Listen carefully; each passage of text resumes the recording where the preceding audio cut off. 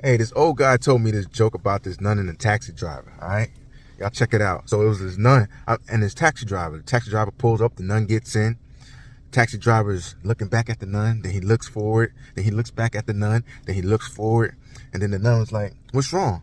And taxi driver was like, I got a confession to make. I've always wanted to kiss a nun, right? And the nun was like, well, that ain't bad, but it's only two things you can be if you want to kiss a nun. And the taxi driver was like, well, what's that? Nun said, you got to be Catholic and you got to be single. And the taxi driver was like, well, I'm both of those. So he stops the car, pulls over, hops in the back, start kissing the nun. They kissing. And then he hops back into the front and start driving again. So he's driving. He starts feeling guilty and start looking down. And the nun's like, what's wrong? It's like, well, I got another confession to make. And the nun was like, well, what's the confession? And the taxi driver said, well, I'm really Jewish and I'm married.